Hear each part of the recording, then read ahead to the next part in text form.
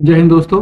Himachal Pradesh staff selection commission Hamirpur या हमारा Hamirpur board, जो हमारा पहले हमीरपुर बोर्ड था, आज चेंज होके स्टाफ सिलेक्शन कमीशन बन चुका है। और इसके लिए इंटरव्यू, आपको पता है कि 2016 के बाद क्लास 3 के लिए इंटरव्यूज तो बिल्कुल खत्म की कर दी गई हैं। उसके लिए 15 मार्क्स अलग से सेट किए गए हैं। 15 मार्क्स, मुझे 15 मार्क्स कैसे कैसे चलेंगे, किस किस तरीके से इसकी अबंडेंस है, मैं आपको एक एक पॉइंट आज भी क्लियर करने वाला हूं। देखिए, सबसे पहला पॉइंट जो इन्होंने बात की है, weightage of the minimum qualification. Minimum जो यहाँ पे दी गई है ना, ऐसे मान लो कि आपने +2 की, तो वो आपका मिनिमम क्वालिफिकेशन का जेईई के लिए कोई क्वालिफिकेशन होगी। जैसे एचएएस के लिए ग्रेजुएशन मांगी है, तो उसके लिए मिनिमम क्वालिफिकेशन क्या हो जाएगी, ग्रेजुएशन। या कोई भी professional education qualification, technical course, जैसे जेई इलेक्ट्रिकल के लिए इलेक्ट्रिकल का डिप्लोमा मांगते हैं, इलेक्ट्रिकल की डिग्री मांगते हैं, सिविल के लिए भी ऐसे मांगते हैं, मैकेनिकल के भी। तो जैसे भी R&P रूल में, रिक्रूटमेंट एंड प्रमोशन रूल में दिए गए हैं ना, उसमें क्या करते हैं, जो percentage of the marks obtained for the educational qualification, ये मल्टीप्लाई करते हैं 0.025 के साथ। मतलब एग्जाम्पल दे रहे हैं कि अगर एक बंदे ने सिक्योर किए हैं 50% मार्क्स, तो उसको कितने मार्क्स मिलेंगे, 1.25। वो कैसे, 50 इंटू ये 0.025 इज इक्वल टू 1.25। ठीक है ना, आप ध्यान से देखिए ना इसको, क्लियर है। फॉर एग्जाम्पल, ठीक है, जरूरी नहीं कि सभी के मार्क्स 50 ही होंगे। कोई इंटेलिजेंट है, उसके मार्क्स अगर 90 है ना, ठीक है, 90 इंटू 0.025 कितने बन जाएंगे, 2.25। मतलब आपको मैक्सिमम मार्क्स 2.5 मिलने हैं। अगर ये 100 होगा तो 2.5 हो जाएगा, ठीक है ना। तो मैक्सिमम मार्क्स आपको 2.5 मिलने हैं आपकी बेटे के हिसाब से। और उसका कॉम्पिटेंट अथॉरिटी कौन है, जो आपका कंसर्न्ड बोर्ड है। +2 के लिए अगर बोर्ड है, डिप्लोमा किया है तो बोर्ड है, बाकी यूनिवर्सिटी की है, अगर आपने उसमें कोई और डिग्री की है, एमबीबीएस की है, बीटेक की है, तो उसके लिए अलग है। ठीक है, नेक्स्ट।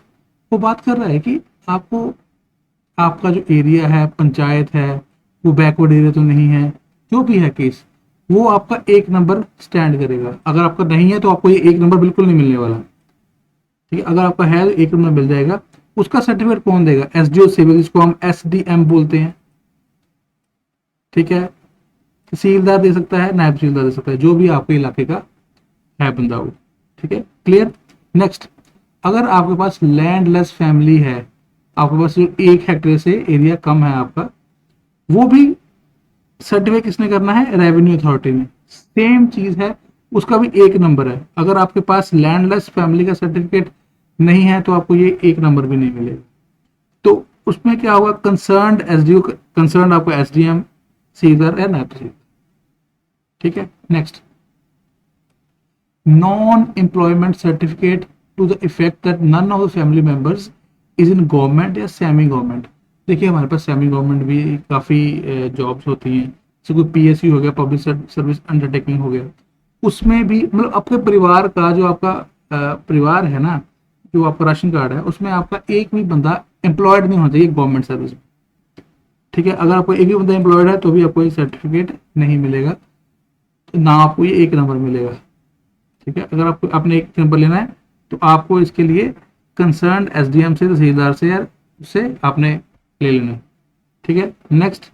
नेक्स्ट है आपका differently abled person with more than 40% impairment, disability और इन्फॉर्मिटी। मतलब जो दिव्यांग होते हैं ना, उनके लिए 1 नंबर स्पेशल दिया गया है। वो कोई मेडिकल बोर्ड बैठेगा, जैसे ऊना में बैठता है, कांगड़ा में बैठता है, टांडा में बैठता है, आईजीएमसी शिमला में बैठता है, तो वो ही देते हैं सर्टिफिकेट। ठीक है, नेक्स्ट, आपके पास एनएस का सर्टिफिकेट होना चाहिए 1 साल के कम से कम, एनसीसी का होना चाहिए, भारत स्काउट का होना चाहिए, गाइड का होना चाहिए, किसी एक का सर्टिफिकेट हो, या कोई भी आप नेशनल लेवल में आपने स्पोर्ट्स कंपटीशन दिया ना, आपको 1 नंबर एडिशनल जरूर मिलना है उसका। अब वो कौन देगा, देखो जी, हेड ऑफ इंस्टीट्यूशन, जिसने आपको, जिस स्कूल से आपने काम किया है। ठीक है, जो आपका medal, district youth services and sports officer होते हैं, या उसके हेड ऑफ इंस्टीट्यूशन होते हैं। ये अगर आपको दे दिया जाएगा, ध्यान रखना सिर्फ नेशनल लेवल की बात कर रहा है वो, स्टेट लेवल पे नहीं। अगर आपने नेशनल लेवल पे स्पोर्ट खेला, फॉर एग्जाम्पल आपने रणजी खेली है क्रिकेट में, तो ऐसा कुछ, ठीक है। नेक्स्ट बात करें बीपीएल फैमिली, ये आपको सभी को पता होगा। बीपीएल फैमिली, इसकी एनुअल इनकम 40,000 से कम होता है ना, उसके लिए उसे और भी चीजें सरकार ने दी गई हैं। उसके नंबर है 2।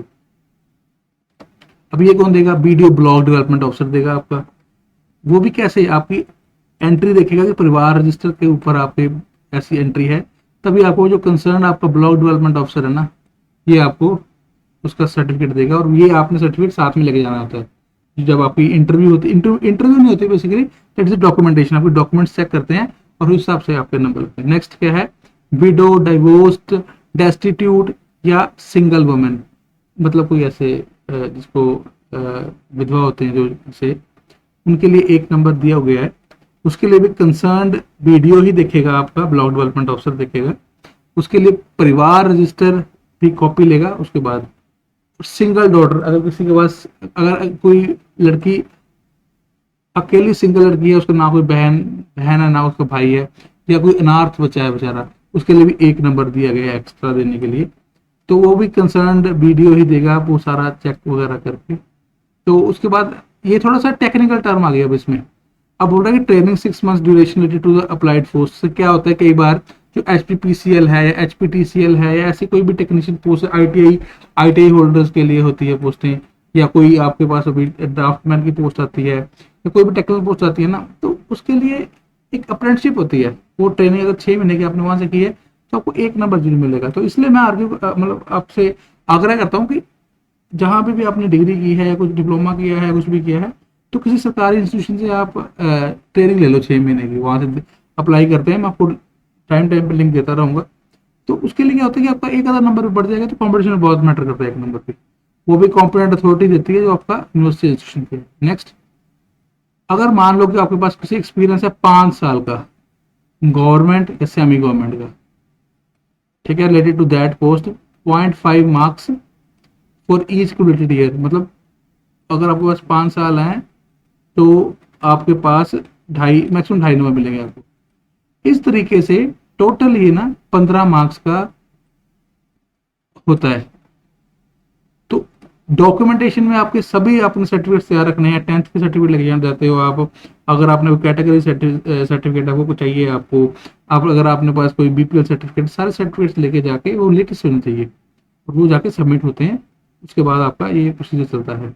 अगर फिर भी किसी को डाउट है तो कमेंट सेक्शन में पूछेंगे, मैं आपको रिप्लाई करूंगा तुरंत। धन्यवाद।